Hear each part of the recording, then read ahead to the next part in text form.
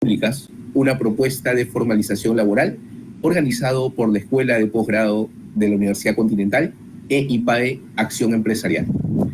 Saludamos también a todas las personas conectadas en vivo por la cuenta de Facebook de la Escuela de Posgrado. La informalidad laboral es una problemática que trasciende fronteras y afecta la estabilidad económica y social de los países. En el contexto peruano, esta realidad obstaculiza el acceso a derechos laborales básicos, fundamentales, y la construcción de un sistema equitativo y justo para todos los trabajadores. Este evento no solo se reconoce la importancia y de forma urgente de abordar la informalidad laboral en el Perú, sino que también busca ofrecer un espacio de diálogo profundo y constructivo para explorar soluciones viables y efectivas, ¿no? A continuación, daremos pase a este debate de políticas públicas, para lo cual les damos la bienvenida a nuestros destacados panelistas. Elmer Cuba, socio de Macrocónsul y miembro de la comunidad de líderes de desarrollo nacional de IPAE. Nancy Laos, exministra de Trabajo y Promoción del Empleo, socia fundadora de Laos, Aguilar, Limas y Asociados Abogados. Fernando Cuadros, ex viceministro de Promoción del Empleo y Capacitación Laboral del Ministerio de Trabajo y Promoción del Empleo. Además es consultor de la OIT. Sean bienvenidos, estimados panelistas, y agradecemos haber aceptado nuestra invitación. La dinámica del evento consistirá en la ponencia inicial de Elmer Cuba sobre la propuesta IPAE de formalización laboral, seguida por 2 rondas de intervenciones de los panelistas y finalizaremos con las preguntas del público. Invitamos a Elmer Cuba para que nos comente sobre la propuesta IPAE sobre la formalización laboral. Adelante, Elmer. Muchas gracias. Voy a pasar a presentar. Bueno, este es un trabajo que hemos venido pensando hace varios años y fue también en un primer momento un encargo de la Cámara de Comercio de Lima, pero a partir de ahí también se ha venido digamos, elaborando un poco más y incluyendo un poco más. En su momento también lo comenté con colegas míos de otras instituciones y también con algunos abogados, entre ellos el doctor Neves, antes que falleciera. Me gustó mucho la propuesta y no tuvimos tiempo de seguir discutiendo la misma. Vamos a ver rápidamente el tema en corto periodo de tiempo, porque en pocos minutos va a tener que meter una cantidad de conceptos y temas, pero bueno, ahí vamos. Primero, hay que ponernos de acuerdo en qué entendemos por informalidad laboral. Porque se habla muy genéricamente del tema, ¿no? Según la planilla electrónica, ¿no? Los formales son los puestos de trabajo reportados ante la SUNAT. En cambio, según el INEI, incluye también a independientes con RUC, es decir, un independiente sin RUC es considerado informal para el INEI, para fines estadísticos. Pero para fines de este trabajo, un independiente sin RUC no es considerado informal laboral porque no está violando ninguna ley laboral que rige justamente la relación entre un empleador y un empleado, ¿no? Esa relación de dependencia. Cuando ocurre eso, hay una ley, ¿no es cierto?, que regula eso. En cambio, un independiente sin RUC, digamos un grafitero, un recogedor de basura, alguien que lave el auto en la esquina, en términos laborales no está violando una ley laboral en el sentido de empleo dependiente, ¿no? Y según la OIT, para fines, digamos, de comparación internacional, usa también el tema de los trabajadores en pensiones o en compañías con más de 5 trabajadores. Les llama a eso la formalidad. Entonces, para entendernos bien, nosotros estamos usando el concepto solamente de empleo dependiente. Alguien que tiene empleo dependiente e viola la ley laboral es considerado un informal laboral, ¿no? Con esa precisión pasamos un poco a la teoría. Y acá vemos la curva, ¿no?, de toda la demanda de trabajo y vemos que hay un salario mínimo acá que corta en dos esa curva de productividades. En el fondo esto puede ser visto como la demanda de trabajo o una curva de productividades laborales, ¿no? Entonces, lamentablemente, y en todos los países hay trabajadores cuya productividad es muy baja por diversas razones, bajo nivel de capital por persona, bajo niveles educativos, etcétera, que hace que trabajen todo el tiempo, pero ganan menos que el mínimo, ¿no? Pero hay otros trabajadores que tienen la suerte de tener más educación o más demanda de empleo o que trabajan en países más intensos en capital, que pueden ganar más que el mínimo. Entonces el mínimo como que parte el mundo en dos y automáticamente genera informalidad en el sentido que los que están por debajo no ocupen ni siquiera para pagar el salario mínimo. Y en Perú no son pocos, ¿no? Pero hay otros trabajadores que sí ganan más que el mínimo, pero sin embargo violan la ley laboral. Sus empleadores y ellos mismos podrían ser formales, pero no lo están haciendo.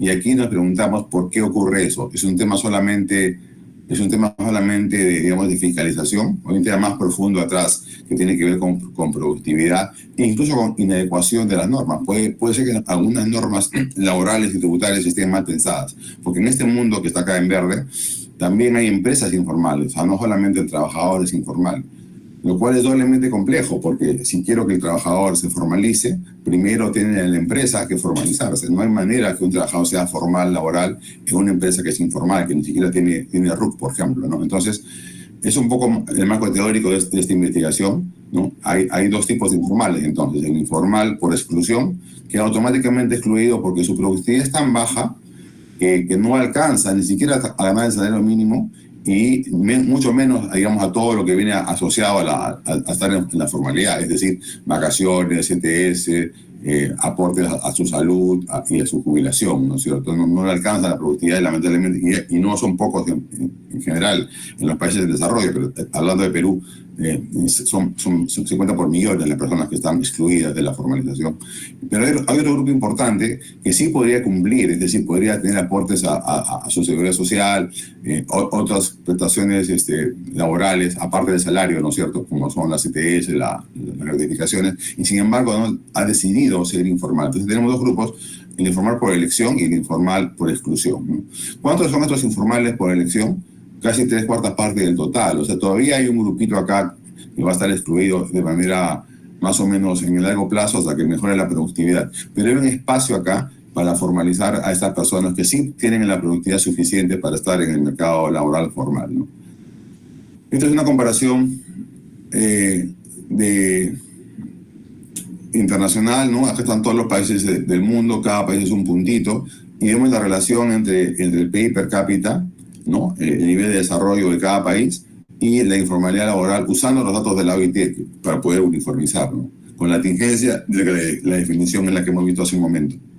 En Perú tendría lo que se llama un exceso de informalidad, es decir, le correspondería estar, digamos, en esta línea con una informalidad cercana al 50% y no con la que tiene actualmente una informalidad cercana al 70%, ¿no? Y hay países, estos que están aquí en plomito que estoy marcando, que están en un nivel de desarrollo parecido a Perú, pero tienen una informalidad de 50-40. O sea, hay países parecidos a Perú en el mundo, con ese mismo nivel de desarrollo, que sin embargo presentan menores niveles de informalidad, ¿no? Entonces, algo hay que hacer acá para bajar este exceso de informalidad hasta un nivel más compatible con nuestro nivel de desarrollo económico, ¿no? Y hay países, por supuesto, mucho más. Acá están, digamos, los países de ingresos medianos, ¿no? Y Perú pertenece a ese grupo con mucho menos nivel de informalidad, y los países de ingresos bajos, que son básicamente algunos países del sudeste asiático y africano, ¿no?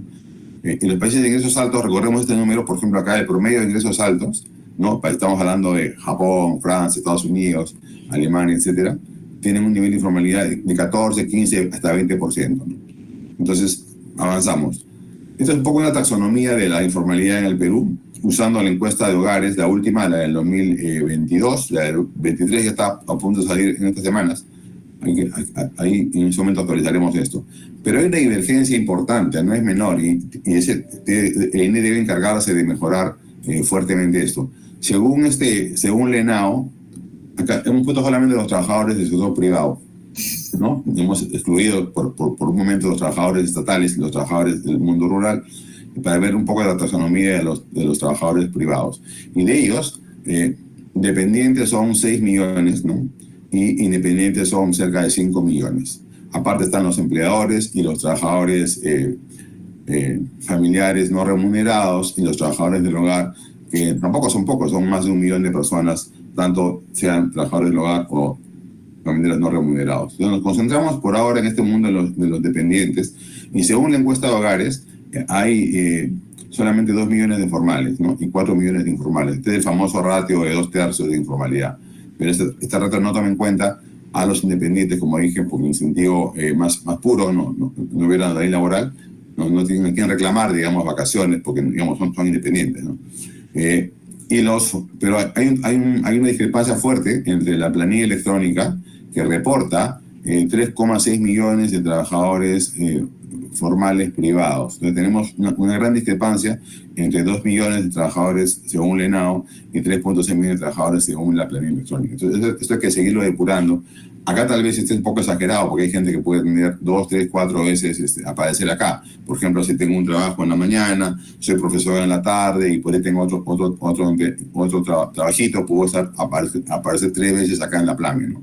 Entonces eso habría que depurar un poco, pero igual la discrepancia es mayor como para discutirla. En todo caso, la propuesta que vamos a ver ahora no está afectada por esta discrepancia, es válida tanto usando cualquiera de las dos cifras, ¿no? Ahora bien, un poco avanzando con esta taxonomía, hemos visto cómo el Perú ha seguido aumentando la población. En el 2008, por ejemplo, había 9 millones de trabajadores urbanos privados, y ahora somos casi 13 millones, ¿no? Esto sigue aumentando.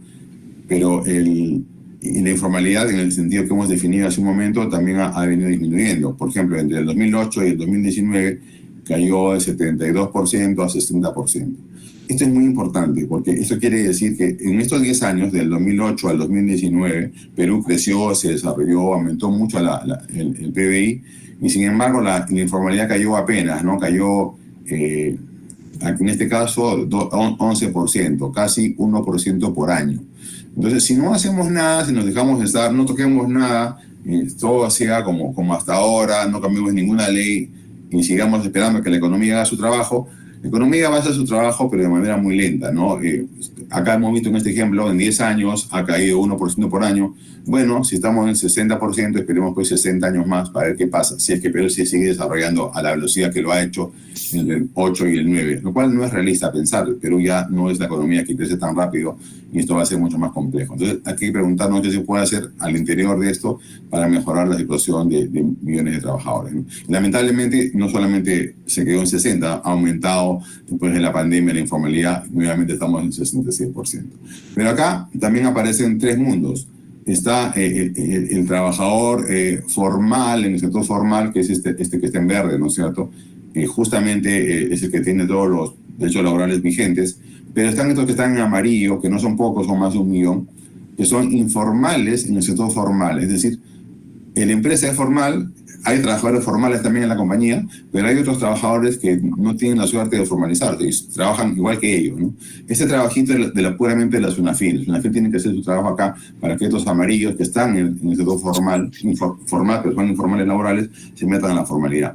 En este mundo rojo que está acá, más bien es más complejo, porque son informales en el sector informal. Entonces la SUNAFIL acá no funciona porque no hay a quien multar, esa empresa no existe, no tiene RUC, ¿no es cierto? Es un trabajo más complejo y tiene que ver también con la SUNAT, en general con la formalización, con los municipios y la normatividad vigente. Entonces, este informal al cuadrado, digamos, es el mayoritario. Hay mucho más informales al cuadrado que informales en el sector formal. Entonces, el tema es mucho más complejo que solamente fiscalización, ¿no? Tenemos que ver acá cómo metemos a estos 3 millones de trabajadores a la formalidad en el sentido empresarial y laboral. Por eso la propuesta que vamos a presentar ahora es un combo formalizador laboral y tributario a la vez, ¿no? Ahora bien, no solamente hay que quedarnos con estos promedios, sino entrar al interior de cada tamaño de compañía, ¿no? Por ejemplo, en la mediana y gran empresa la informalidad era de 33% y ahora es de 14%. ¿Nos acordamos en un momento cómo era el mundo desarrollado? Bueno, en Perú tenemos que empresas medianas y grandes tienen una informalidad laboral parecida al mundo desarrollado, japonesa, vamos a llamarle, ¿no? Entonces, igual hay que seguir enfrentando el tema digamos, de los informales, que son pequeños, en verdad. El esfuerzo, digamos, en 100% de efectividad si supongamos que fuese 100% SUNAFIL efectivo en la mediana y gran empresa, no mueve la aguja de la informalidad en el Perú. Ahí no está el problema. El problema aparece en la pequeña empresa, ¿no? En la pequeña empresa ya vemos que los informales en el sector informal, ¿no es cierto?, comienzan a ser importantes, que es la barrita verde, ¿no? Pero sobre todo está anidada En otras palabras, en la pequeña empresa la informalidad 50% es parecida a América Latina, ¿no? Pero en la microempresa la informalidad alcanza el 94%, ¿no? Y era también 94% el año 2008, ¿no? Acá vemos justamente la diferencia. La informalidad laboral venía cayendo a medida que Perú se desarrollaba, pero esa caída se ha concentrado en la mediana y gran empresa. En la microempresa casi ni se ha movido. O sea, el desarrollo económico no ha logrado por sí solo bajar la informalidad en el mundo de la microempresa, donde se anida, dicho sea de paso, la mayoría de trabajadores peruanos. Y acá está el tema mucho más potente, ¿no? 2.8 de los 3.200.000 informales laborales están en la microempresa. O sea, algo hemos hecho con la normatividad de la microempresa laboral y tributaria para que esto no esté funcionando. Algo hemos tenido que diseñar mal. No digo gente que gana menos que el mínimo, gente que gana más que el mínimo y está en este sector ha decidido abiertamente incumplir la ley. Tal vez es hora de pensar que hay que recalibrar un poco la normatividad para poder meter más gente a la formalización en el mundo de la microempresa, básicamente, no en el mundo de la grande o la pequeña, que es un tema más bien de fiscalización, ¿no? Ahora bien, ¿por qué persiste la informalidad laboral? Hay varias razones, ¿no? Entre ellas tenemos a un grupo importante de trabajadores independientes que gana, acá no, lamentablemente no ha salido en la leyenda, abajo está así. Los independientes en el Perú urbano ganan hasta el 2022 774 soles, o sea, ganan debajo del mínimo. Estas personas tienen una productividad bastante modesta y no podrían, digamos, conseguir salarios encima del salario mínimo. Hay otro grupo de trabajadores en la microempresa informal que ganan muy parecido al mínimo, ¿no? Entonces, tampoco, digamos, está muy... La probabilidad que se formalicen es muy baja, porque apenas ganan igual que el mínimo, pero ellos ganan en efectivo, ¿no? O sea, estas personas, microempresa informal, ganan parecido al mínimo, pero reciben 12 sueldos cash, ¿no es cierto? Si se formalizan, el costo laboral, digamos, es un poco mayor para ellos y para sus empleadores y no dan ese paso. O sea, el tema del mínimo es un factor también que es una de las variables explicativas, digamos, en todos los países, ¿no? De los niveles de informalización. No estoy diciendo que hay que bajar el mínimo y que hay que congelarlo, estoy diciendo que es un factor que también ayuda a la explicación. Y acá también vemos como porcentaje del PBI cómo ha venido, en el caso peruano, como porcentaje del PBI per cápita ha venido subiendo. En general, si comparamos con toda América Latina, el mínimo en Perú, como porcentaje del PBI per cápita, es el más alto, ¿no? Entonces, es un factor que hay que tomar en cuenta. El otro factor es la tributación, ¿no? Que es muy engorrosa. Acá vemos la tributación para una pequeña empresa. Puede tener varias opciones: el régimen general, el régimen MIPE tributario, el RER o el RUS. Y no es menor, porque en el caso de la RER, por ejemplo, compiten de manera desigual con las demás empresas del régimen general, pudiendo pagar, pues, por ejemplo, solamente 10%, 15%, 5%, en comparación con sus pares que pagan el 29.5%. Ahora bien, estos regímenes tributarios son ciegos a la formalidad, porque si yo estoy en el régimen, en el RUS, por ejemplo, que hay 1,5 millones de RUS, o hay casi más de 600.000 empresas con RER, son ciegos a la formalización, porque en el caso de la RER, por ejemplo, pago 1.5% de mis ventas y no importa que tenga un trabajador, 2, 3 o 4, o sean formales o sean informales, porque no me afecta para fines de descontar el impuesto a la renta, ¿no? Entonces, ¿cómo mejorar el mercado laboral? La idea es, este es el régimen actual en Perú, tenemos varios regímenes tributarios, RUS, RER, el MIPE y el general, que son basados en ventas. Y eso es un criterio bastante pobre de tributación. Lo óptimo en tributación a las empresas son regímenes de impuesto a la renta. Todas las empresas deben pagar impuesto a la renta. ¿Para qué? Para que internalicen el tema de los trabajadores ahí y traten de, digamos, sea más eficiente el tema del cobro de impuestos y proporcional a la utilidad. Si tú cobras en base a las ventas, no estás cobrando proporcional a la utilidad, ¿no? Que es lo central en los regímenes de impuesto a la renta.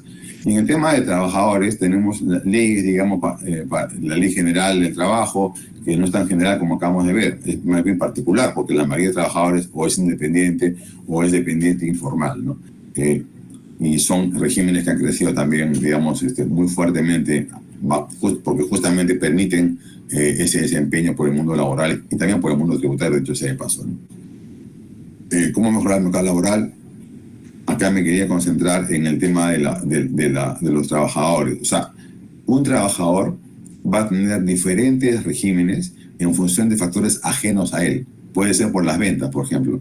La compañía puede vender mucho o poco y yo, siendo el mismo trabajador con misma productividad, tengo diferentes beneficios laborales, solamente porque donde yo trabajo venden más o venden menos, factores ajenos a mi productividad. O también por el número de trabajadores, es decir, si yo trabajo en una empresa con muchos trabajadores o con pocos trabajadores, afecta mi prestación laboral. Yo siendo el mismo trabajador productivo, que merezco o no merezco mayores salarios, no depende solamente de mí, sino de cuántos trabajadores tengo a mi costado, ¿no? Entonces, está mal diseñado esto. En la mayoría de países desarrollados, que tienen buenos regímenes laborales, todos los derechos laborales vienen asociados a tu productividad, a tu salario. Entonces, si pasamos de este régimen, que es, digamos, es muy produce elevados niveles de informalidad laboral y tributaria, a este otro régimen que estamos planteando acá al lado derecho, que es regímenes regímenes empresariales basados en utilidad, en tasas marginales, y todos los regímenes laborales basados en salario, básicamente, ¿no? Para poder encaminarnos hacia la productividad. En aras del tiempo, voy a presentar rápidamente las dos propuestas que son el corazón de la propuesta. Una es en el tema, digo que es un combo laboral, no solamente hace falta ir por un camino o el otro. En el tema puramente laboral, partimos de todo el régimen de la MIPE actual, ¿no es cierto?, que tiene estas contraprestaciones, el salario mínimo, vacaciones, CTS, gratificaciones y de salud y aporta a pensiones. Pero este régimen que existe no pasa nada, no está mal diseñado, no ha hecho posible que la gente se formalice, ¿no? Y este es el régimen general, ¿no? Comparemos esta columna que está acá con esta columna que está acá. ¿Y en qué se diferencian? Básicamente en el tema de las vacaciones, en el tema de las CTS y gratificaciones, pero no se diferencian en salud y en pensiones, que justamente es donde el factor que más aprieta tanto a las empresas como a los trabajadores están en el umbral de productividad, es decir, alrededor del mínimo, alrededor de entre 1.000 y 1.200 soles, ahí se mueve el grueso de la informalidad también, ahí es la gran pelea de bajar o no la informalidad en su momento, ¿no?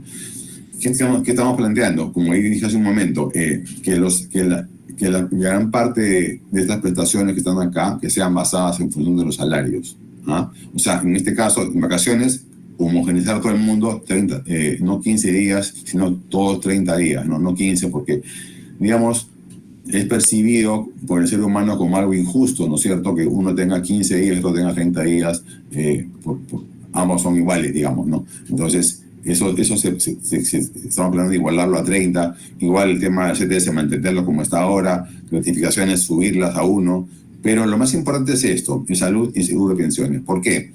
Porque para un empleador, un microempresario, ¿no?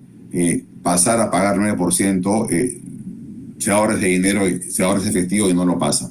Y el trabajador igual, un trabajador de bajos ingresos, de pronto pasar a pagar 10% de su salario para tener un seguro de pensiones, también lo hace oneroso y no pasa. Entonces acá está el cambio general, no está arriba. No arriba se pueden ver mejoras de términos, digamos, de aceptación pública y política son correctos, pero abajo está el problema de efectivo. Entonces, lo que planteamos es simplemente pasar, en la medida que tú ganas más, pasas a ir recién a cobrarte full. Por ejemplo, los trabajadores que tienen la mala suerte de ganar entre el mínimo y 1.500 soles, pagarían cero, no tienen salud, siguen teniendo el SIS, digamos, ¿no?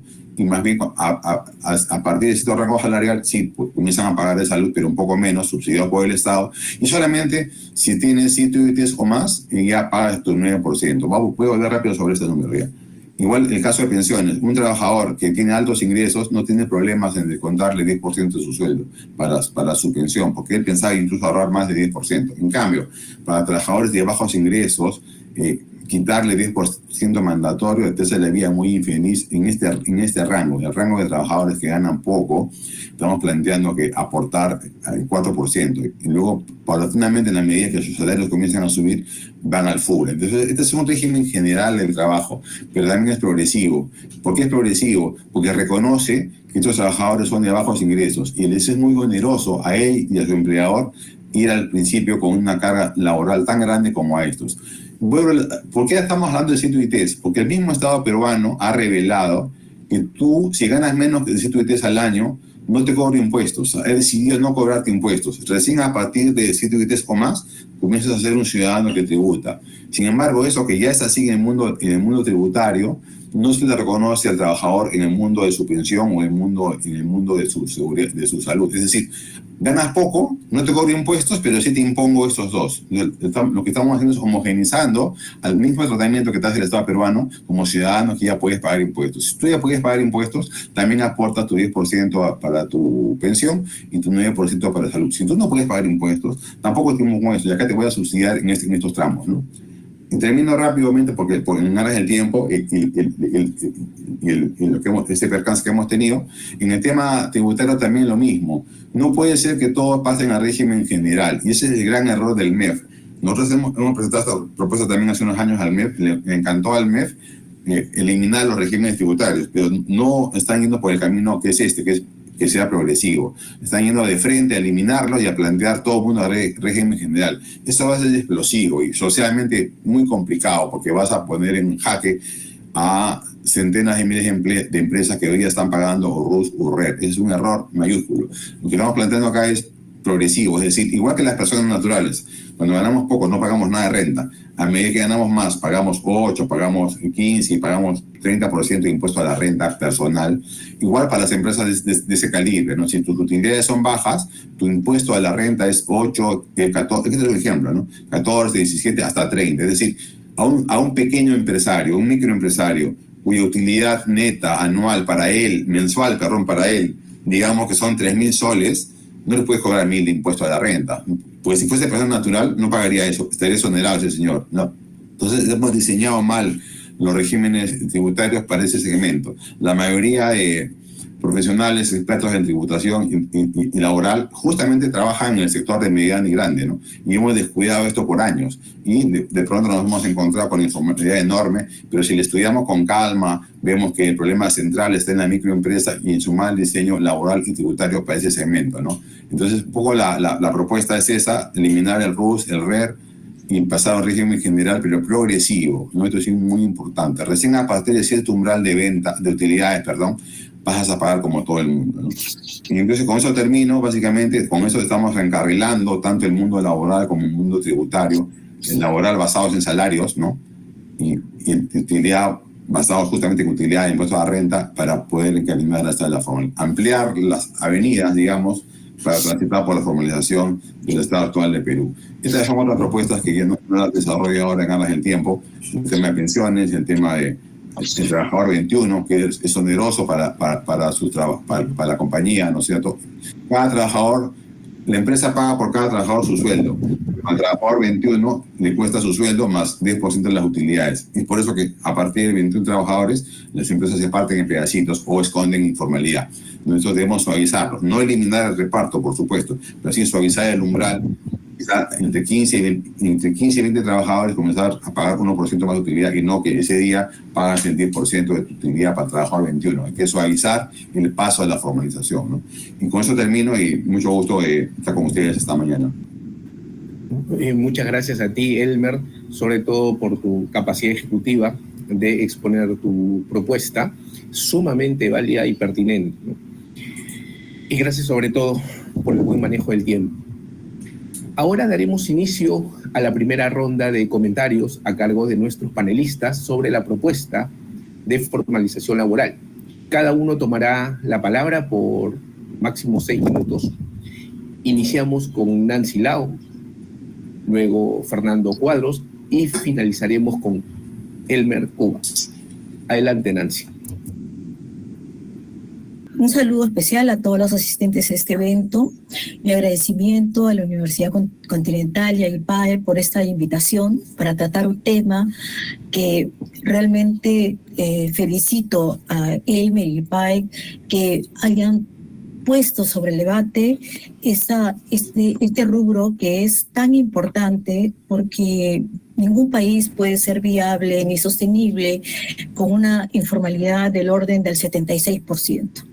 Creo que mucho se ha hablado sobre el tema de la informalidad y se hay un diagnóstico, se sabe por las estadísticas cuál es el nivel de informalidad que existe en el país, pero no se ha agarrado el toro por las astas, como se dice, y no he visto propuestas. Esta me parece una primera propuesta que es muy importante debatirla, de repente aportar sobre esta propuesta para ver qué otras cosas pueden hacerse, pero lo más importante es que la debatamos, que la evaluemos, que la mejoremos, que hagamos aportes, pero que no la dejemos de lado. Y esta propuesta yo creo que debe difundirse a todo nivel, porque el tema de la informalidad es algo que nos viene retrasando.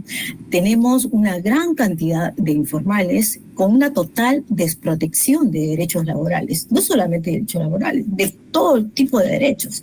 O sea, es como que si no existiera para nosotros ni para el sistema, y en consecuencia definitivamente tiene que hacerse algo. El tema de la informalidad, como lo ha venido explicando y estableciendo cuáles son las principales causas de que se den estos trabajos informales, nos mueve a pensar. Hemos analizado que no es solamente un tema de costos, sino la microempresa que tenía 5.7% se hubiera formalizado.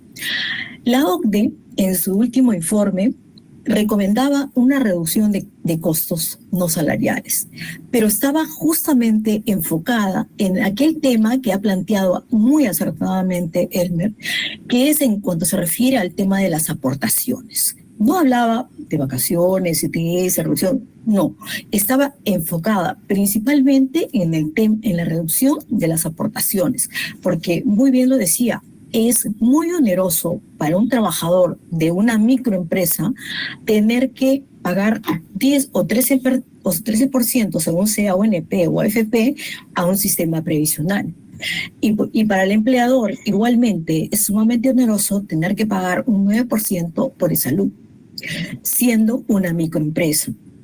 En consecuencia, este planteamiento que hace Elmer me parece sumamente acertado sobre esta progresividad en el pago, ¿no? Porque yo creo que una de las causas principales de la existencia de la informalidad es justamente estas elevadas tasas en el pago de las aportaciones. Es más, otro aspecto, pero hay también un aspecto que a mí me parece muy importante y que no se puede dejar de lado. Hay también un aspecto cultural. Hay un aspecto cultural que también tenemos que tomar en cuenta. ¿Por qué? Porque hay acá, en general, una cultura en el país sobre el no pagar impuestos, el no pagar aportaciones, está metido dentro de la mente del ciudadano en general. Ni siquiera hablo solamente del trabajador, sino del ciudadano en general. ¿Y por qué? Porque siente que el Estado no le da ningún tipo de servicio. ¿Por qué debo pagar impuestos? ¿Por qué debo pagar salud? Si cuando quiero una cita en la salud, tengo que esperar 3, 4 meses de salud. Porque no tenemos carreteras, no tenemos un transporte público adecuado. O sea, hay una serie de carencias y falta de funcionamiento de los servicios para los cuales debería servir el pago de nuestros impuestos, el pago de las aportaciones, que no ve el ciudadano de a pie, no ve el trabajador, que reciba a cambio, por ese aporte que yo doy, que reciba a cambio el servicio que realmente necesita. El tema de la informalidad es un tema transversal, o sea, al margen de que yo reduzca, obviamente, el aporte, ok, pero lo que se necesita es que esos servicios se den, y se den con eficacia y efectivamente. Entonces, sí necesitamos que este tema de la informalidad se analice también en un tema totalmente transversal. Por favor, me avisa si me pasó el tiempo. Entonces, yo creo que también tenemos que ver que en este tema de la informalidad hay varias áreas dentro de las que se debe trabajar, no solamente desde un punto de vista económico o de un punto de vista de las aportaciones, sino también se debe ver de aquellos servicios que el ciudadano requiere para sentirse satisfecho y que tenga la conciencia de que debe pagar, porque si yo quiero un servicio necesito aportar, pero obviamente tengo que tener ese servicio a cambio. O sea, nosotros en la oficina, un ejemplo muy claro, ¿no? Solamente un trabajador se enferma, va a pedir una cita y le dan la cita de acá a 4 meses, ya no me sirve esa cita. En consecuencia, o sea, el trabajador me dice, no me sirve de nada esa. En realidad, como dice Elmer, al analizar la propuesta, le sirve más el SIS. Y hemos tenido trabajadores que no quieren integrar la planilla porque no quieren salir del SIS. Quieren quedarse y permanecer en el SIS, porque por lo menos el SIS le da un servicio más inmediato. ¿Eso qué quiere decir? Que eso es lo que valora el ciudadano, que eso es lo que valora el trabajador, la efectividad y el retorno de que el pago que yo doy me está retornando un servicio. Entonces, muchos de los informales no les interesa aportar. Y no les interesa aportar porque no reciben el servicio. No hay transporte público, no recibo nada a cambio. De acuerdo. Muchas gracias, Nancy, por el buen manejo del tiempo y esos comentarios pertinentes. Ahora pasamos, por favor, a escuchar a Fernando.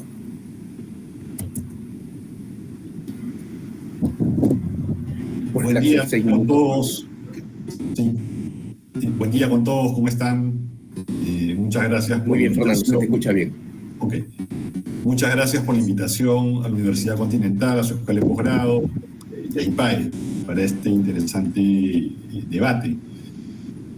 Muy interesante la propuesta planteada, presentada por Elmer, ¿no? Y también los comentarios de Nancy Laos.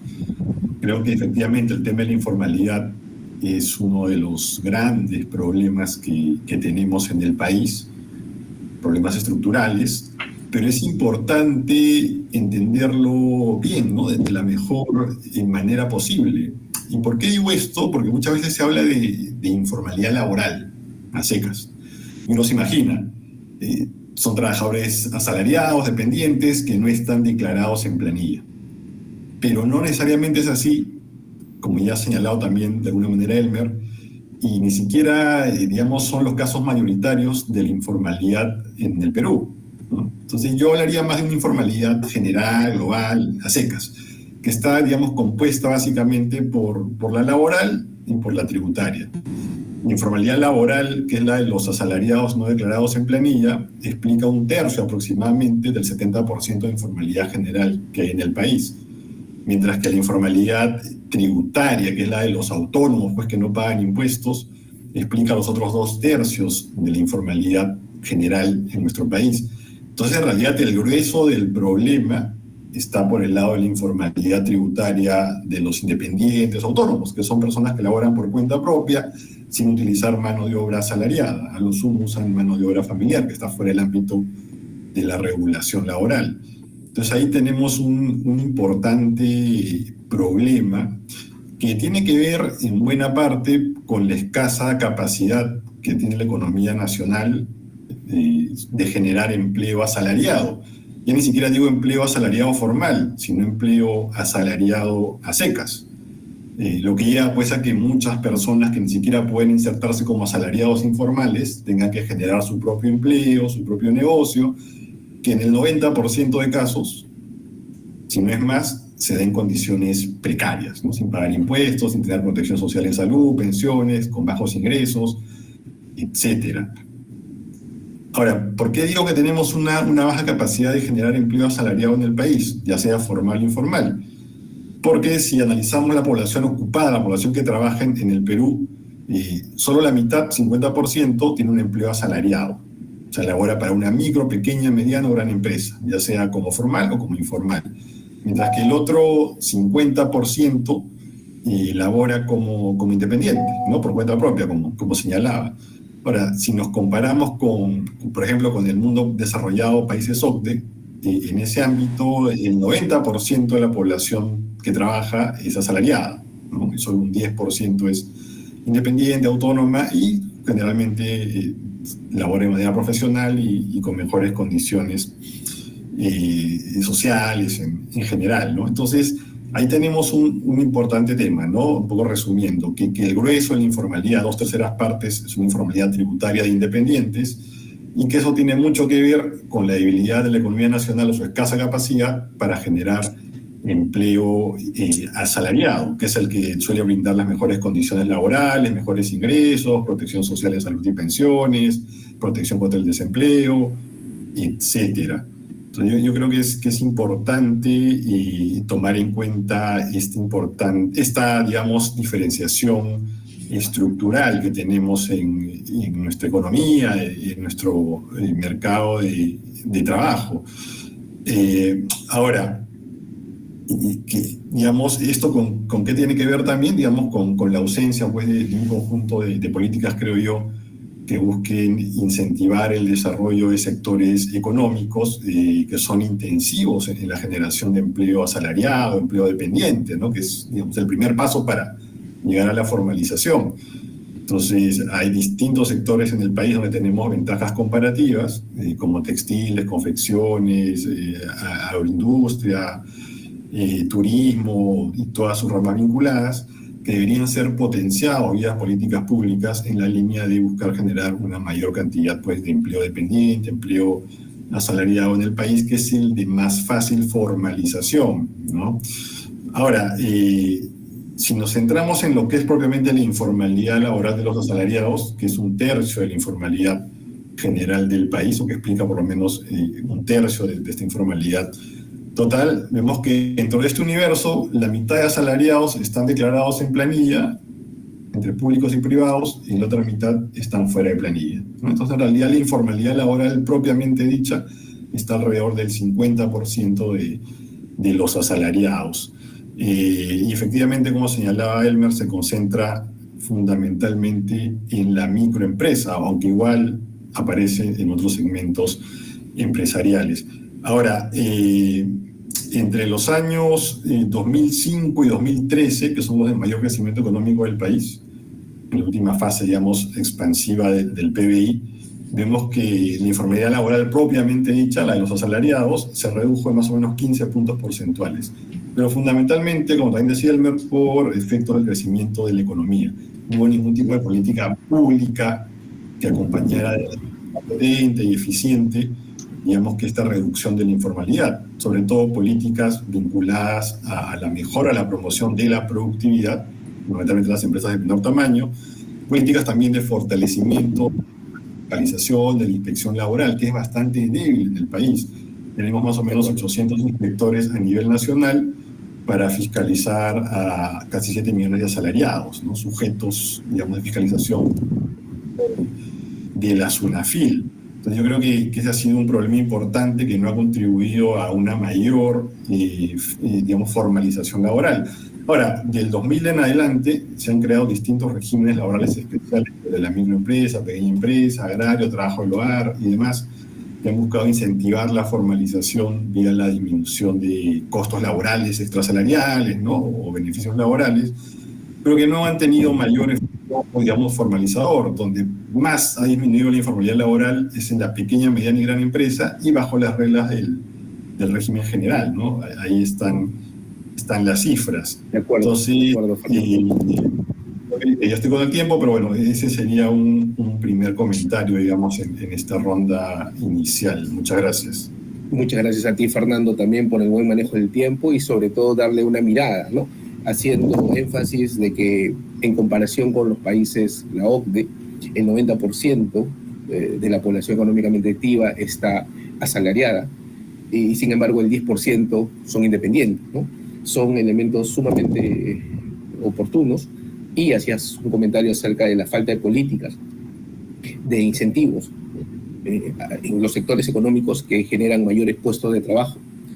Adicionalmente, Nancy comentaba algo sumamente clave, que es el aspecto cultural de la informalidad, acerca de la inclinación de algunos trabajadores de pertenecer al CIS y no es salud. Elementos importantes que ayudan tanto a entender el panorama de nuestra reunión. Ahora continuamos con Elmer. Elmer, te escuchamos. Sí, cómo no, muchas gracias por los comentarios y las intervenciones tanto de Nancy como de Fernando. Voy a reaccionar a las mismas. En el caso, digamos, cultural, y en el caso también que la informalidad explicada por las bajas prestaciones, es correcto eso, pero no, yo creo que, a ver, si tuviésemos un mejor sistema de transporte, mejor sistema de educación pública y salud pública, sin duda, per se son mejoras. No serían mejoras para que el Perú se formalice laboralmente hablando, ¿no? Per se son tan importantes, tener mejor educación, mejor salud y mejor sistema de infraestructura de transporte, son metas per se, digamos, ¿no? que hay que perseguirlas. Ahora bien, la decisión de pagar impuestos o no pagar impuestos tiene que ver más bien con el tema mandatorio. O sea, en los países los impuestos se cumplen por la ley, o sea, son mandatorios, ¿no es cierto? No le pregunto al MIPE si es que debe o no debe pagar impuestos. Obligo a que pague impuestos. Lo que pasa es que está mal diseñado el sistema, ¿no? Hoy día tenemos 600.000 RERs, que solamente el tipo paga 1.5% de sus ventas y chao. No me importa si tenga trabajadores informalidad o la formalidad, nada. O sea, está mal diseñado el sistema de impuestos a la renta en el Perú para ese segmento, ¿no? Si lo diseñamos mejor, de manera progresiva, como hoy día ya se puede hacer eso, así como la SUNAT te calcula a las personas naturales, nos calcula, ¿no es cierto?, el impuesto todos los años y te dice más o menos qué has gastado y te dice que tú valíes nomás y ya tienes casi ya prehecho tu impuesto a la renta. Igual hoy día está en capacidad de SUNAT de hacer lo mismo para la pequeña y mediana, ¿no? Ya lo podría hacer. Y entonces podría facilitar el pago de impuestos, que siempre en los países es de manera mandatoria, y no dejar pues a su libre albedrío si decide o no decide pagar impuestos en función de que hay buenos servicios públicos, ¿no? Sería insólito que dejemos a la gente que decida pagar impuestos o no en función de que tiene buenas prestaciones en otros servicios. Y con el tema cultural, sí es verdad, pero siendo una realidad esa, no se puede mover, digamos, ¿no? La cultura se transforma también con el correr del tiempo, ¿no es cierto? Es un factor que está ahí, pero no podemos hacer políticas públicas para cambiar la cultura, ¿no es cierto? es la que es. Y es un factor con el cual hay que convivir, pero sí se puede afectar la manera como se cobra el impuesto a la pequeña empresa y la manera como se dan también las prestaciones parasalariales, ¿no? Para no dar de salarios. En el tema de los independientes, efectivamente, no solamente en Perú, pero en general en la región tenemos un exceso de independientes, ¿no? La economía peruana, a pesar que ha crecido un montón y ha mejorado la productividad en unas clases medias, ha bajado la pobreza, todavía no ha logrado absorber a todos los independientes, ¿no? Pero el independiente no, en verdad, gana muy poco. Acabamos de ver en la presentación que la mediana del independiente ni siquiera alcanza el mínimo, ¿no es cierto? Entonces, si un acto de... Supongamos que hacen una campaña para que la gente saque su RUC, ¿no es cierto? Los independientes saquen su RUC y pagamos 100 soles para cada independiente para que saque RUC. Ok, todos sacan RUC y automáticamente según el INEI, serían formales, ¿no? Porque la definición es independiente sin RUC. Hemos visto en las estadísticas que hay 4.7 millones de independientes y apenas 200.000 con RUC. Entonces, podríamos tener una campaña de RUC en el país y pasamos a todos los independientes a RUC. Pero eso no cambia la aguja. ¿Por qué?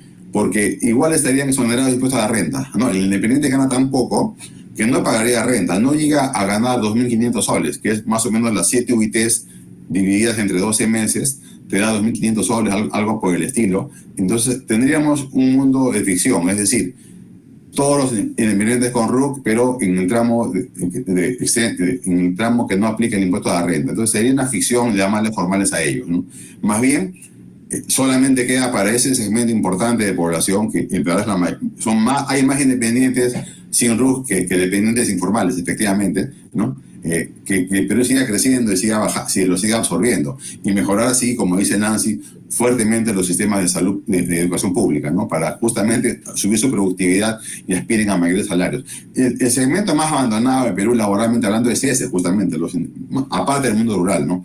En las ciudades están los independientes. Pero insisto que la propuesta no ha ido por ese camino, ¿no? Porque se ha enfocado más bien en qué hacemos con los dependientes informales, ¿no? Hemos tratado de ver ahí qué fallas ha habido tributarias y laborales de diseño, ¿no es cierto?, para que se adapten a ese grupo. No se trata de imponerles, digamos, imponerles normatividades que están pensadas para la gran empresa o mediana, ¿no? O sea, somos tan heterogéneos en el Perú que tenemos que ser creativos, ¿no? Y aplicar las normas de acuerdo a su productividad. Si no, nunca va a pasar nada. Imaginémonos pues, que ponemos el mínimo de 5.000 soles. Oye, nadie la podría pagar, ¿no? Entonces sería absurdo. O también poner el mínimo en 500 soles. O sea, eso no pasa nada. Nos tenemos que ir a afectar a la productividad y a la norma, a la forma como cobramos los impuestos en el país. Entonces, eso más o menos los comentarios que yo podría hacer en esta primera ronda.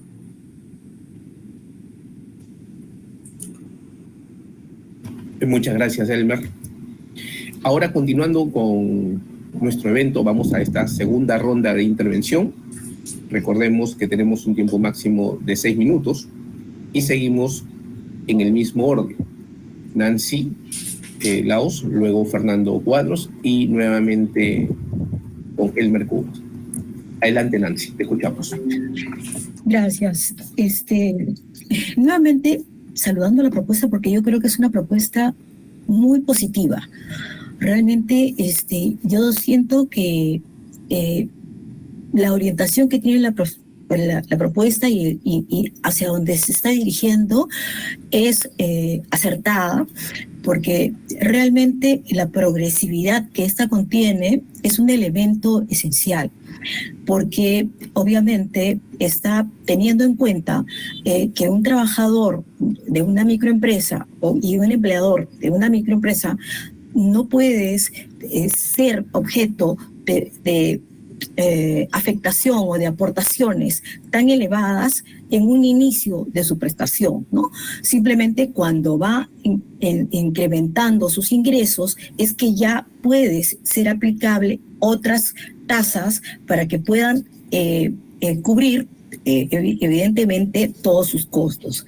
Ahora, yo creo que no descartaría el tema. Lo que yo quería decir con el tema cultural es que además de trabajar esa propuesta en el sentido que se ha trabajado, la informalidad es un tema multicausal y como tal es un tema que debe ser visto transversalmente y en consecuencia este es un aspecto de la informalidad que debe corregirse, que debe ayudar para disminuir la informalidad.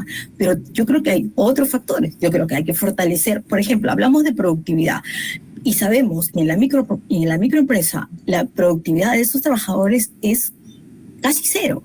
Y en consecuencia lo que tenemos que ayudar, ¿por qué? Porque tienen baja calificación, no tienen mayor tecnología. Entonces, yo creo que ahí sí, si queremos hablar de temas de productividad, también debe haber apoyo para que haya una mejor calificación de esos trabajadores, para que también pueda ayudárseles con financiamiento, para que también pueda ayudárseles con tecnología, innovación. O sea, creo que la informalidad, como digo, es un tema multicausal y como tal podemos enfocarlo en esa primera etapa, pero también hay otros factores que son importantes para contribuir a que el tema de informalidad se reduzca. Creo que el tema de la diversificación productiva también es muy importante y también deberían haber mesas. También debería haber temas referidos al tema de forestal, de promoción de diferentes tipos de industrias en las cuales tenemos un gran potencial y que permitirían dar una gran cantidad de empleo. O sea, a eso me refiero cuando hablo de que el tema de la informalidad tiene varias aristas, no es solo una.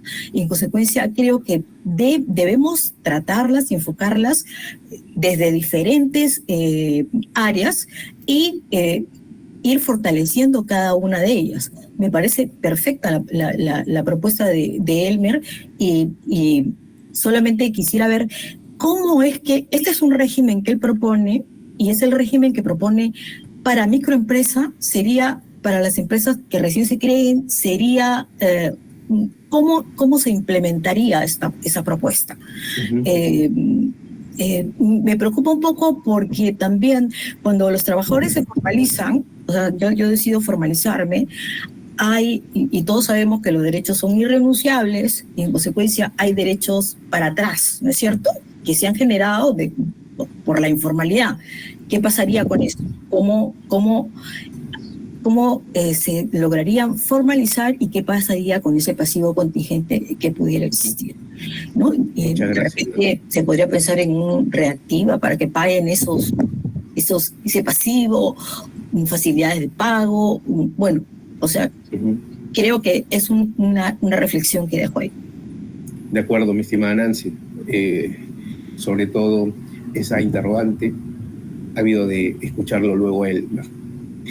Continuamos, por favor, con Fernando. Gracias. Sí, a ver, nuevamente muy interesantes las intervenciones de Nancy y de Elmer. Ahora, cuando yo mencionaba el tema de la informalidad tributaria y los independientes, digamos, no era propiamente una crítica a su inclusión en esa propuesta, ¿no? Y claro, las propuestas pueden ser segmentadas, evidentemente. Sino en la línea de ver que, digamos, que el grueso de lo que llamamos informalidad, este 70% de informalidad en el país, está en el mundo de los autónomos, ¿no? Y creo que no nos podemos hacer muchas ilusiones respecto a que en el corto plazo este grupo de trabajadores no solo vaya a formalizarse, ¿no? Sino en temas de fondo vaya a tener, digamos, un mayor nivel de ingresos, o necesariamente una mayor productividad muy rápidamente, una mayor calidad de vida, ¿no? Pero bueno, es un problema que está ahí, que algo hay que hacer, ¿no? Ya sea vía medidas de protección social o focalizándonos en los más productivos, los de mayor potencialidad, ¿no? De repente un 10% de ese universo autónomo sí tenga potencial para convertirse en una microempresa y luego seguir creciendo y generar empleo asalariado y demás. Eso tendrá que analizarse. Ahora, en lo que se refiere al mundo de los asalariados, ¿no? A la propuesta, la verdad yo no soy muy afín de crear regímenes laborales especiales, cosa que ya ha pasado en el Perú en los últimos, digamos que 24 años, y los resultados han sido exiguos, marginales, ¿no? Repito, la mayor reducción de la informalidad laboral de los asalariados se ha dado bajo las reglas del régimen general. Yo sí creo que deben haber medidas promocionales para los segmentos empresariales de menor tamaño, por el lado fundamentalmente la simplificación, ¿no? De los procedimientos de formalización en general, de cómo llevar la formalidad en el país, tanto en el plano laboral como tributario. Ahí estoy totalmente de acuerdo, ¿no? Reducirles costos de trámite, de transacción, ahorrarles pasos y demás. No iría por la línea de recortes de costos extrasalariales, ¿no? Como son vacaciones, ETS, gratificaciones y demás. Pero sí creo que es importante, digamos, implementar algunos incentivos en lo que se refiere, por ejemplo, a la cobertura de la seguridad social en salud y pensiones. Ahí sí coincido con Elmer en que es importante un cofinanciamiento estatal para el acceso de los trabajadores a la salud y al sistema previsional, ya sea público o privado. Pero lo cual tiene que ir de la mano también con una importante reforma previsional y también en la gestión, en la mejora de la calidad del manejo de salud, del seguro social de salud. Habría que pensar, por ejemplo, en que determinados segmentos empresariales de menor tamaño, el Estado participe, digamos, subsidiando en cierto porcentaje el aporte ya sea de los empleadores a salud como de los trabajadores al sistema previsional, pero con una buena focalización, ¿no? Para que este subsidio realmente sea recogido o se beneficien de él aquellos que realmente lo requieren y no tienen capacidad suficiente de pago. Ahora, el tema del SIS, claro, puede ser que sea un poco más rápido, ¿no? Para algunos aspectos puntuales, ¿no? De enfermedades sencillas, ¿no? No complejas, pero tiene el problema, pues, que a diferencia de salud, por ejemplo, no cubre todas las enfermedades, digamos, posibles que puedan ser sujetas de un seguro de salud. No brinda, pues, la cobertura de las medicinas, los exámenes médicos, no da prestaciones económicas por maternidad o por enfermedad. Entonces es un sistema mucho más precario si lo comparamos con el salud, ¿no? Entonces digo, más que seguir incentivando el uso del SIS, que debería focalizarse en la población más vulnerable, iría en la línea de fortalecer, ¿no? De reformar el Seguro Social de Salud para que brinde, pues, un servicio de calidad, oportuno, que no haya que esperar demasiado, en fin, ¿no? Que es el seguro, digamos, de los asalariados, que en algún momento pues se articulará con el SIS, pero que por ahora creo que habría que ir en esa línea. Entonces, un poco resumiendo, no soy yo muy afín, repito, a estos esquemas laborales que recortan costos extrasalariales por el lado de beneficio de los trabajadores, como CTS, ratificaciones, vacaciones, entre otros, pero sí de estos esquemas de subsidio parcial, por lo menos, bien focalizado, y que permitan un mayor acceso y un real acceso a la seguridad social en salud y pensiones. Y ahí también tendría cuidado con esto de aplicar estos beneficios según remuneración del trabajador, porque claro, pasaría que empresas pequeñas, medianas y grandes que sí tienen capacidad de pago terminen beneficiándose con un recorte, digamos, de costos por sus trabajadores de menores ingresos o remuneración, cuando en realidad pues sí estarían en condiciones de asumir los costos regulares. O sea, yo sí pondría el énfasis sobre todo en este subsidio a la salud y a las pensiones de los trabajadores de los segmentos empresariales de menor tamaño en nuestro país. Y bueno, y también pensar en un esquema tributario mucho más sencillo y progresivo, ¿no? Progresivo para las empresas. Gracias. Gracias, Fernando, por tu aporte. Damos el pase a Elmer para sus comentarios. Bueno, a ver.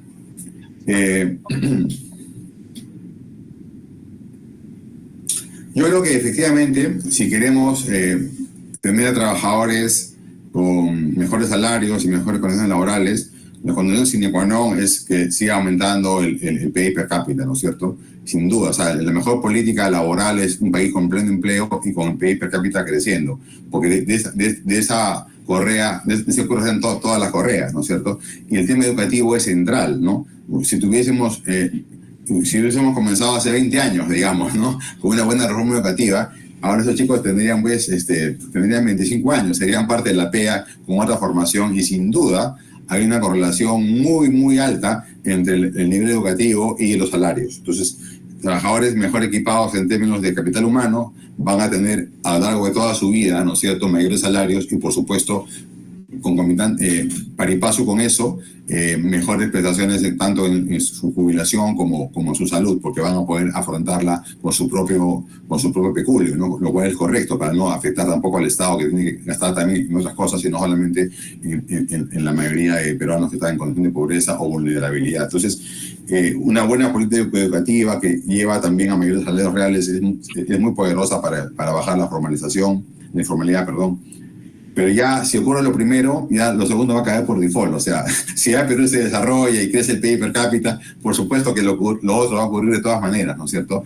Y tenemos que poner un foco ahí. Pero yo insisto que eso ya se está haciendo con mayor o menor éxito, pero no es suficiente, ¿no? Porque lo acabamos de ver, el Perú se ha desarrollado entre el 2004 y el 2014, se ha duplicado el PBI, ha subido, ¿no? Estamos en ese camino, y sin embargo la formalidad laboral ha caído muy poco y ha caído mucho más en el régimen general, ¿no es cierto? Pero no se ha movido en el régimen de la microempresa. O sea, ahí está el problema. Entonces, si no hacemos nada, o sea, si dejamos el actual régimen laboral general tal como está, en los regímenes especiales tal como están, mal diseñados, ¿no? Por eso no ha funcionado, no va a pasar nada. Nos juntamos acá en 20 años más, con nuestros sucesores en 30 años más, y veremos cómo la formalidad laboral ha aumentado mucho, ha bajado mucho de la informalidad en la gran empresa, que casi hoy día ya es igual que Francia. O sea, no hay informalidad, es francesa la informalidad peruana en la mediana y la grande.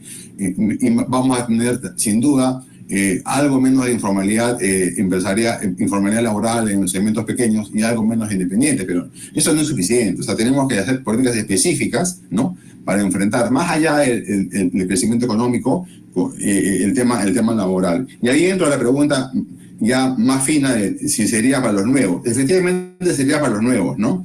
Para las nuevas empresas y para los nuevos trabajadores, ¿no? Y los que ya tienen lo anterior, ¿no?, sea empresa que ya existe o trabajador que ya existe, es algo voluntario, ¿no? Se firmaría voluntariamente un nuevo contrato, ¿no? Nada es mandatorio. Si quieres, se queda como antes, en la informalidad, dicho sea de paso, ¿no? Si no hacemos nada, va a ser siempre informal, no va a tener jubilación, no va a tener pensiones y ninguna prestación.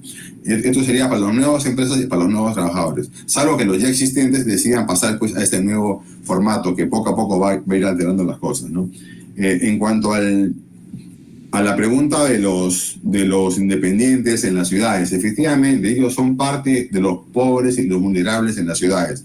Para ellos, de baja productividad, también están las políticas sociales, digamos, ¿no? Que más están más enfocadas en el mundo rural, pero no están enfocadas en el mundo urbano, donde la pobreza ciertamente ha crecido. En las grandes ciudades hay más pobres que antes, y hay más pobres hoy día en las ciudades que en el mundo rural. Y no está preparado el MIDIS para mutar a ese tipo de prestaciones que vamos a tener que usarla por un buen tiempo. Los regímenes especiales, como acabamos de ver, el régimen MIPE actual, por supuesto que ha fracasado, pues porque ha sido mal diseñado. Lo que estamos acá, estamos cambiando el orden, estamos mejorando el régimen actual, dándole más vacaciones, mejores CTS, mejor tema en gratificaciones. Ahí no está el problema está en la liquidez, ¿no? Está en el 20% del salario que al final sale del trabajador, ¿no? Dicho sea de paso, una cosa es que contablemente hablando, parece que la empresa le pagase salud, ¿no? Parece, pero no es así. En verdad sale del trabajador, ¿no? Lo que le importa a la compañía es el costo total de ese trabajador, ¿no? Incluye, cuando uno contrata a un trabajador dependiente, sabe que tiene que pagar 9% más o 10% más de salud. Entonces es parte de su salario. Lo que pasa es que lo pago yo. También le podría pagar o sea, todo sale al final del trabajador, de su productividad, ¿no es cierto? Diferente es cómo lo pago. Si tú aparentemente pagas tu pensión y yo te pago de salud, eso es algo contable, en verdad. Todo sale del trabajador. En verdad sale del comprador, porque tampoco sale del empleador. El empleador es un medio entre la demanda y el trabajador. El sueldo del trabajador no lo paga el empresario. Eso también es una ficción. El sueldo del trabajador lo paga el que compra ese producto o servicio. El demandante, la familia peruana, ¿no? Es la que le paga al trabajador peruano a través de una empresa, ¿no? Lo hemos visto con Reactiva porque con la crisis del COVID, ¿no es cierto? O sea, el que te pagaba no era el empleador, le ibas a quebrar. Si te pagaba 2 sueldos mensuales, quebraba Perú, ¿no? Porque el que te paga es la demanda. Entonces, viendo eso así, el tema que estamos planteando es nuevo, en verdad. No es un régimen más como los que han fracasado en los últimos 40 años. Estamos afectando en el margen, ¿no? El pago en efectivo de ese trabajador. No estamos hablando de un trabajador que gana pues 10.000 soles. Y si ganas 10.000 soles, ok, 1.000 para de salud y 1.000 para tu pensión, y me quedo con 8. Estamos hablando de un trabajo que gana 1.200, ¿no? Y esos 200 soles es la vida, ¿no? Y él no puede con su productividad actual enfrentar esos pagos, ¿no? Y ahí estamos tratando de meter la propuesta por ese camino, para ampliar, como dije, la avenida de la formalización. Porque el grueso de la informalidad se ha quedado estancada arriba, no ha bajado como el régimen general. Entonces, no hacer nada es quedarnos como estamos y no es admisible pudiendo intentar esos regímenes. Que insisto, no son recortes, más bien son mejoras al actual régimen MIPE. Lo que hemos partido del actual régimen MIPE lo estamos mejorando para que en el camino algún día pueda ser todo el régimen general. Hoy día no lo son, porque la productividad es diferente. O sea, no podemos hacer políticas de espaldas a la realidad. ¿Qué le dice la realidad? Que en el Perú existe una elevada heterogeneidad laboral, ¿no? Los trabajadores son distintos, tienen diferentes formaciones laborales y para el trabajo. Unos ganan 40.000 soles y otros ganan 800. Entonces, si cortamos a todos por la misma tijera, vas a generar este problema. Lo que estamos proponiendo es un régimen general y progresivo. Pero es el régimen general y progresivo, ¿no? No es segmentado, es general. Claro. Quizás no he tenido tiempo para explicar eso, pero es un régimen general y progresivo para ir ganando esas nuevas prestaciones, ¿no? Por supuesto. Muchas gracias, Elmar. Ahora vamos a pasar a la ronda de preguntas. Invito a los participantes que puedan realizar estas interrogantes a través del YouTube. Sin embargo, algunas preguntas han surgido, ¿no? ¿Cómo mejorar la productividad laboral cuando las leyes laborales generan altos costos laborales para los empresarios o empleadores? a esta pregunta dirigida para Elmer. Bueno, la productividad laboral depende solamente de dos factores. Quizá un poco más, pero estoy exagerando, pero dos son los centrales, ¿no? Depende de cuán intensivo en capital es ese país, o esa empresa, o ese sector. A más intensivo en capital, va a haber mayor productividad laboral y mayor salario real. Por ejemplo, en la minería, que es intensiva en capital, hay mayores salarios que otro sector. Por ejemplo, que poco intensivo en capital, la venta al minorista, digamos, ¿no? Una chica que está en un banco, en una esquina vendiendo plátanos. Ahí no es intensivo en capital, es intensivo en mano de obra. Entonces, ahí la productividad laboral tiene que ver intrínsecamente con la intensidad de capital por PBI, digamos, ¿no? Y eso se logra con más inversión privada, ¿no? Y el otro factor importante, igual de importante, es la educación, ¿no? El capital humano. A más grado educativo, mayor productividad laboral.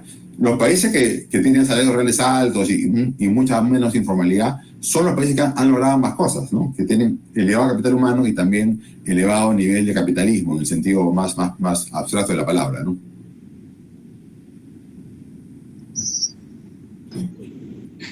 Claro que sí, muchas gracias, Elmer. Hay otra pregunta que justamente surge. ¿Cuál es el nivel de informalidad laboral en los organismos del Estado? Se ha estado hablando de informalidad dentro de las empresas privadas, pero sin embargo también hay informalidad en este sector, ¿no? Y la pregunta son para los panelistas. No sé quién desea preguntar o responder, mejor dicho. A ver, mi estimado Fernando, te escuchamos. Sí, gracias. Efectivamente, también hay un problema importante de informalidad laboral en el Estado. Hablamos más o menos de un 10-11% de personas que laboran en el Estado sin estar declarados en planilla, a pesar de ser, digamos, que trabajadores dependientes, subordinados, ¿no? Los famosos locadores de servicios fraudulentos. Entonces, en el Estado, digamos, la informalidad laboral debería ser 0%, ¿no? Debería dar el ejemplo, dado que es el encargado, pues, de velar por el cumplimiento de la normativa laboral. Entonces, hay un problema importante ahí, sin contar a los que son formales, digamos, entre comillas, pero precarios, como los trabajadores CAS, por ejemplo, ¿no? Entonces, hay un problema ahí que solucionar en el Estado, pero la informalidad propiamente dicha está alrededor del 10% en el sector público de nuestro país, y buena parte en los gobiernos locales, municipales, pero también en el gobierno central, hay que decirlo. De acuerdo. Muy bien. Tenemos otra pregunta. No sé si hay alguien que quiere complementar.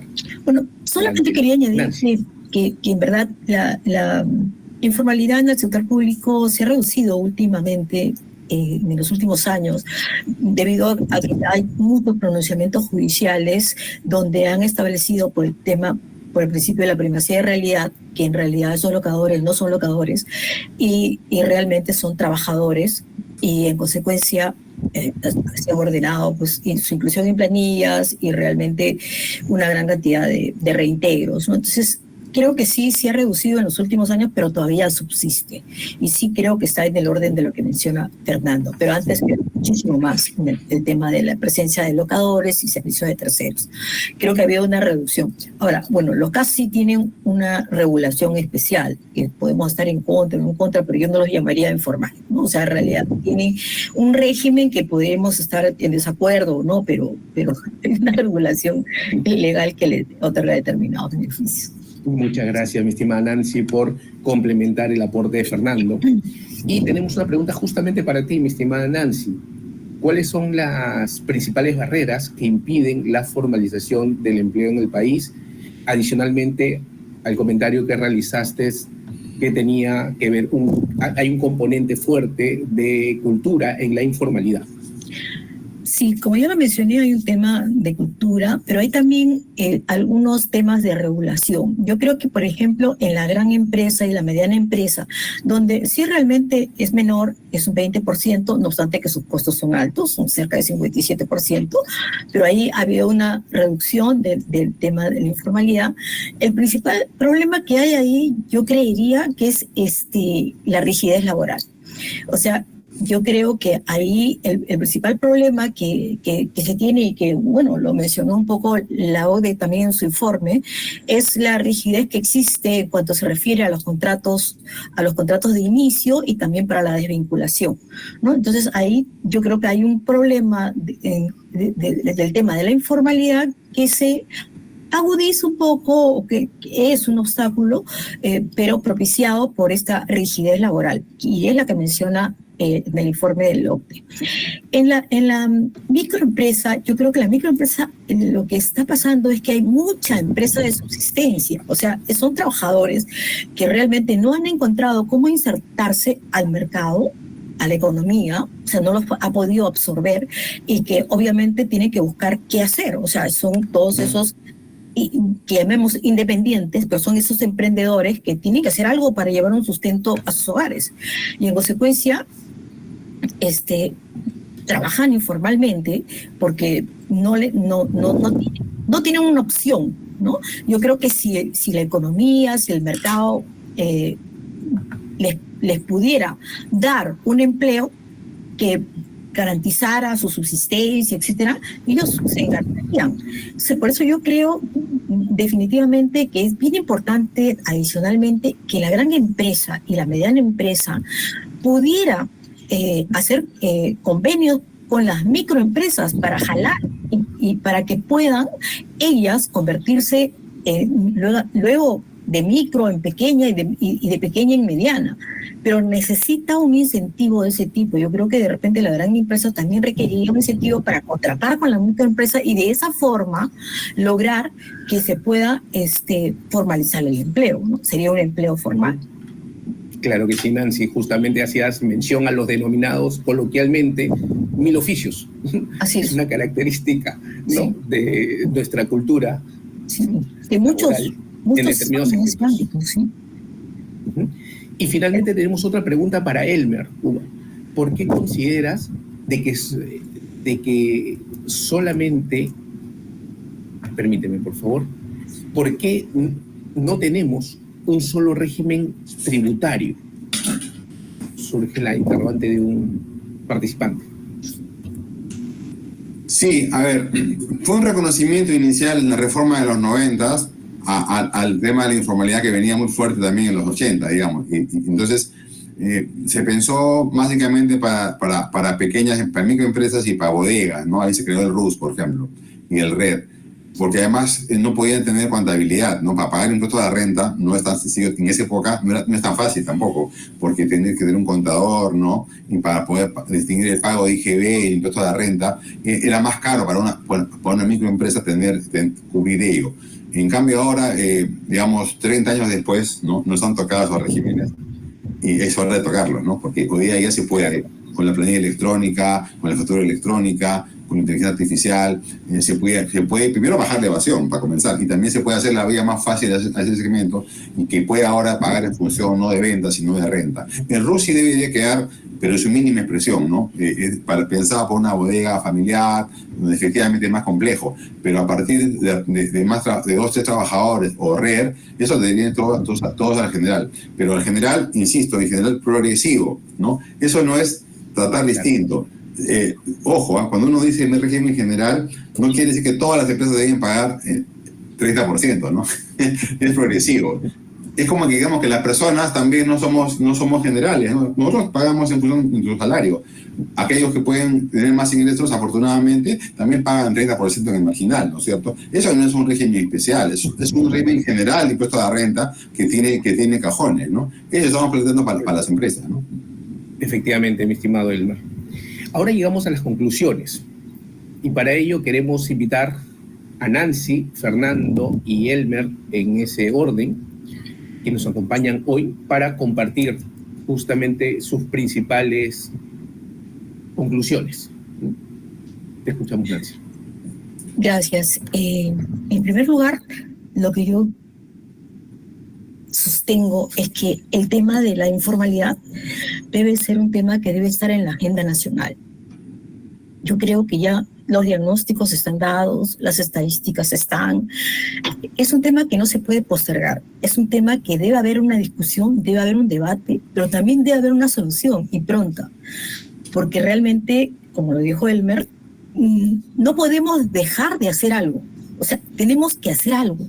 Si hay alguna otra propuesta más, veámosla. Lo que no podemos hacer es simplemente ignorar y mirar hacia arriba y dejar que las cosas pasen y que solas, a ver qué pasa y solita a ver cómo que el mercado, la economía. Yo creo que ya se ha visto que en la época de mayor crecimiento, o sea, no se ha podido reducir la informalidad a los niveles que se debería. Eso quiere decir que algo falta, ¿no es cierto? Algo falta. O sea, no es solamente la economía, sino que hay otros factores que están impidiendo que la gente se formalice. Yo insisto en el tema cultural. Insisto en ese tema y yo creo que hay que trabajar. Hay que trabajarlo esto como un tema multicultural, multicausal. O sea, hay varias aristas que se tienen que trabajar. No es solo un enfoque, sino que hay varias cosas que tenemos que trabajar. Sobre todo, esencialmente, en el tema de la productividad. Si queremos productividad, o sea, tenemos que elevar esa productividad de los trabajadores, porque el trabajador de la microempresa y pequeña empresa es el que más bajo ratio tiene en tema de productividad. ¿Y por qué es eso? Porque tiene baja calificación, porque realmente no tiene la educación que se requiere. En consecuencia, tenemos que forzarnos a trabajar sobre eso, sobre las innovaciones tecnológicas. O sea, pero lo que no podemos hacer es simplemente dejar pasar por alto que las cosas fluyan. O sea, creo que sí hay. Este es un debate, hay una propuesta. Si alguien la quiere mejorar o ponerle algo adicional, discutámoslo, pero lo que no se puede hacer es simplemente obviarla y dejar pasar. De acuerdo, muchas gracias, Nancy. Te escuchamos, Fernando. Sí, gracias. Ahí solo para complementar un poquito los datos de la informalidad laboral en el Estado, claro, mencionaba un 10% de tasa de informalidad laboral estatal y estamos hablando más o menos de 200.000 trabajadores estatales en esta condición, ¿no? Que a pesar de ser dependientes no están declarados en planilla, no va a tener el panorama completo. Los casos efectivamente, que son más o menos 350.000 aproximadamente, no son informales propiamente dichos, pero desde mi punto de vista sí son precarios, en el sentido de que tienen un régimen con derechos recortados respecto a otros regímenes estatales, ¿no? Bueno, solo para complementar mi respuesta a la pregunta anterior. Ahora, un poco para concluir mi intervención, ¿qué necesitamos para salir de la informalidad? Yo creo que hay varias políticas que implementar. Por un lado, retomar un nivel de crecimiento económico importante. El actual claramente es insuficiente. ¿Y eso qué implica? Incentivar, dinamizar la inversión privada, la inversión pública, el consumo privado, etcétera, a partir de los distintos instrumentos con los cuales cuenta el Estado peruano, ¿no? Y evidentemente en un trabajo conjunto con el sector privado. Es importante la articulación de ambos. Pero no basta con eso, es una condición necesaria, pero no suficiente. También tenemos que implementar políticas de diversificación productiva, como decía, ¿no? Incentivar el desarrollo y el crecimiento de sectores intensivos en mano de obra, en la generación de empleo asalariado, donde tengamos ventajas comparativas como país. Mencioné agricultura, textiles, confecciones, turismo, ramas vinculadas al turismo, determinados cultivos, etcétera, ¿no? Yo creo que ese es un camino importante a seguir, desarrollar más también ciertos ramos de la industria, ¿no? La metalmecánica, siderurgia, etcétera, ¿no? Eso es fundamental para generar más empleo asalariado, que es el gran déficit que tenemos como país, que es en realidad el principal causante de la informalidad en términos estructurales. Dado que obliga a la mayoría de personas a generar su propio empleo en condiciones precarias. También hay que implementar políticas de mejora de la productividad, focalizadas sobre todo en las empresas de menor tamaño, que implican, por ejemplo, que el Estado de alguna manera facilite el acceso, por ejemplo, de las empresas de menor tamaño a recursos para una mayor capacitación laboral de sus trabajadores, innovaciones tecnológicas, o adopción de mejores procesos de producción, encadenamiento productivo, simplificación administrativa, ¿no? Y además también se requieren políticas de fortalecimiento, sobre todo de la inspección laboral, que es bastante débil en el país y que ayudaría bastante, se ha demostrado en otros países, a reducir los niveles de informalidad, sobre todo en los estratos empresariales cierto nivel de desarrollo. Y, por ejemplo, diría, en el caso de los asalariados informales, casi la mitad gana por encima del salario mínimo. Entonces ahí hay un potencial importante de formalización laboral en nuestro país.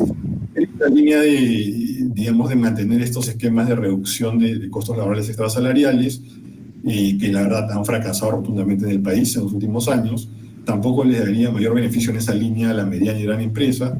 Sí entraría en este esquema de facilitar el acceso a la seguridad social en salud y pensiones y un cofinanciamiento estatal, repito, bien focalizado en aquellos segmentos empresariales y de trabajadores que requieren de este apoyo estatal temporal mientras crecen estos segmentos y tener un seguimiento y monitoreo adecuados en nuestro país. Entonces, la solución al problema de la informalidad no es solo uno, ¿no? Sino que implica diversos aspectos.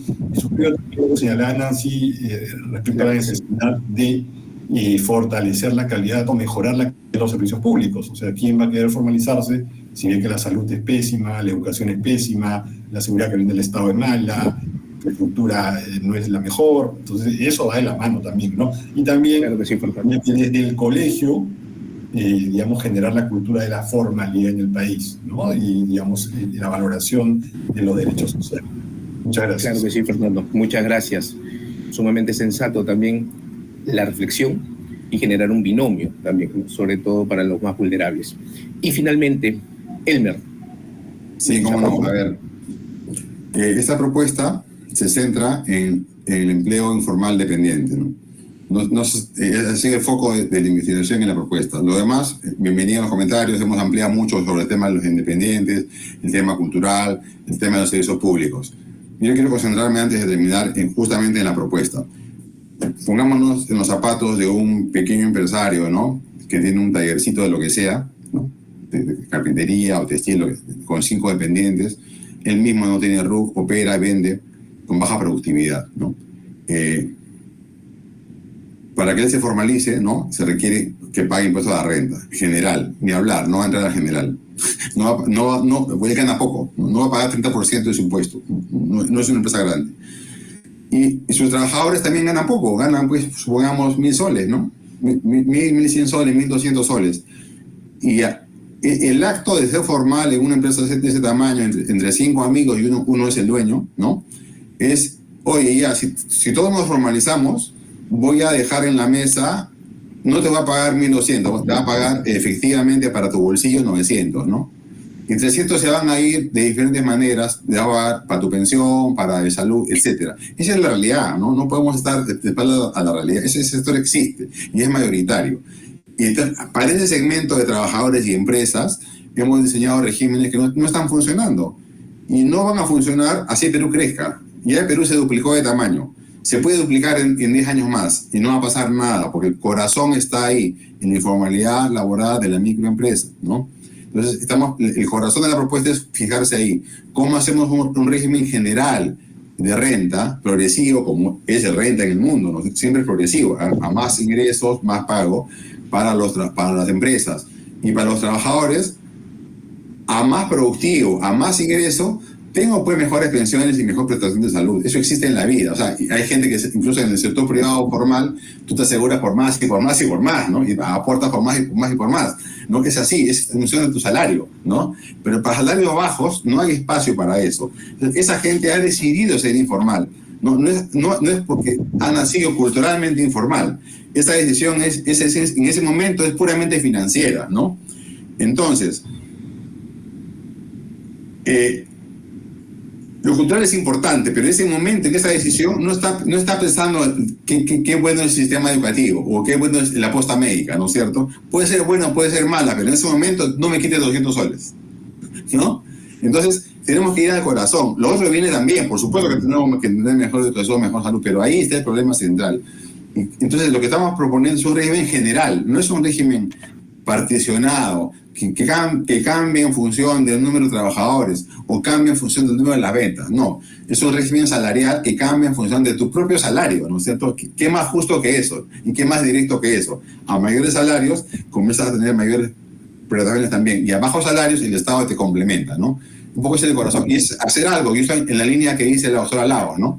no hacer nada, esperar que la economía haga su trabajo, es lo que ya hemos hecho hasta ahora, ¿no? Y está brindando eso.